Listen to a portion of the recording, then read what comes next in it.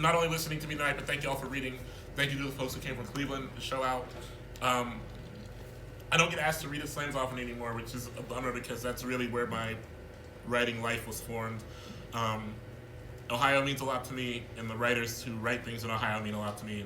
And anytime I get to be among them is a really big deal. And so thank you for affording me that opportunity again. Link, I feel like we should just bring them back every year.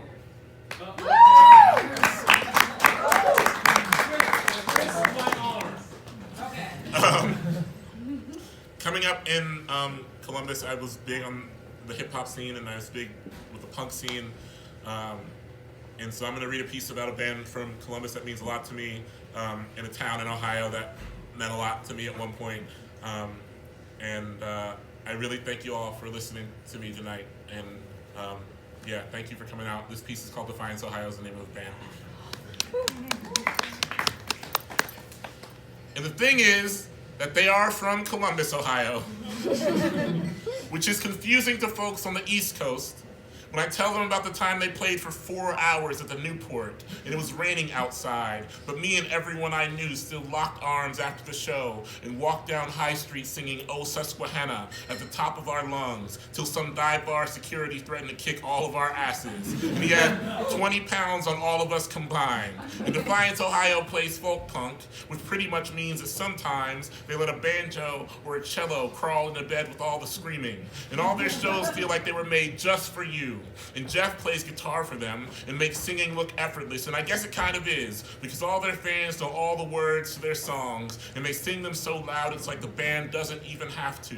And their fans are often cloaked in tattoos and trucker hats and ironic hand-me-down shirts from old car garages or Little League baseball teams, and they jump on each other's backs at shows, and they scream in each other's faces, and it's like familial, I guess. Or I guess it is most times. One time at a show, I saw a dude with some straight edge tattoos knock out some dude who had an entire school of fish inked on his arm. So okay, it's certainly not always familial. And when the guy with the fish tats hit the floor, someone from the band stopped the music and said, "Hey listen, don't come to a Defiance, Ohio show and fight. Cut that shit out. Hold hands with each other or some shit." Which is funny to say coming from a band that put the song "I Don't Want Solidarity If It Means Holding Hands with You" on their first album.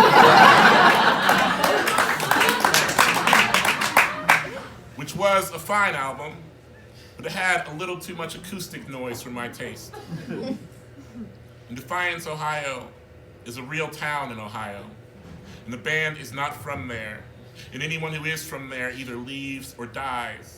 And in the summer of 1794, General Mad Anthony Wayne ordered a fort be built at the confluence of the Maumee and Alglaize rivers in Ohio. And when it was done, a soldier from Kentucky named Charles Scott stood in front of the fort and said, "I defy the English and all the devils of hell to take this." And that's how the fort was called Fort Defiance, and how a whole city spilled around it by 1904. And that city was also named Defiance. And the site of the fort is a library now, or at least that's what I've been told. And me and my pals would drive up to Defiance town every now and then when we were old enough for adventure but too young to properly wallow in the depths of Columbus's scene. And we would go to Bud's Diner and flirt with the waitresses, and sometimes we would drive down the back road screaming the words to some punk dirge out of the open windows of a car we had got back in someone's parents' driveway by morning. And sometimes we would take out mailboxes with a baseball bat. And one time a man ran out of a house with a Confederate flag hanging from the porch, and he chased us down the road calling us outside all our names. And my buddy Derek said he swore he saw the man holding a shotgun, and so we stuck to the fears of our own city from that point on. And the second Defiance band album came out in 2006, and it was called The Great Depression, and it nearly started an honest revolution in my little corner of heartbreak. And I barely made it through 2006 alive because we had to bury Tyler and Marissa too. And in the song Condition 1111, there are the lyrics, "I remember in the kitchen when you told me your grandma died. That's when I realized it gets worse." And it does get worse. It really does. It is something to remember that you can actually be alone. And so when the band sings, "Here's to this year I never thought I'd make it through," I put my arms around someone else who did make it and swayed along as the clock swung itself past midnight at the end of December. And I saw Defiance band in another sweaty room in '07, and everyone there was sad, and so no one was into fighting that night. And the band let the cello and the banjo strings sit thick and heavy in the air that night, and no one seemed to mind. And it's like if we all try hard enough in the same room, everyone can remember what it is to lose somebody at the same time.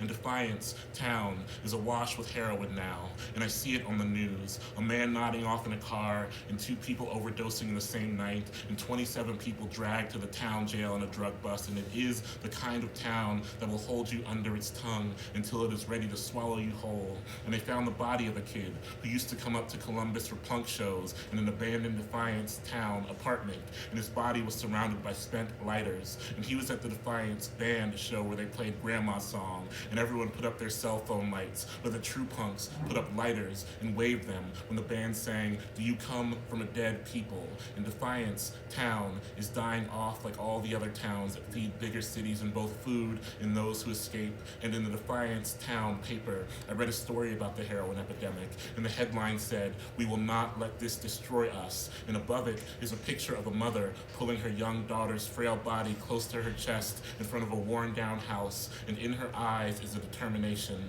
and in her eyes she is daring all the devils of hell to come and take what is hers. And I thought about what it must be like to name yourself after a town that has become a ghost factory and play songs about surviving all manner of haunting. And Defiance band hasn't made a record in 6 years, and the last one sounded like they were trying to get out of each other's way. And I heard they played some dive in Indiana last spring, and I heard the pit was wicked. And later that week, there was another bust in Defiance town. And there are times, I guess, when destruction is not as much of a choice as we think it is. And man, I barely made it out of 2006 alive. And in the Defiance band song, "Oh Susquehanna," the chorus that everyone sings goes, "And I wonder, what do they do with the bodies? And I wonder, what do they do with the bodies? And I wonder, what do they do with the bodies? And I wonder." Thank you.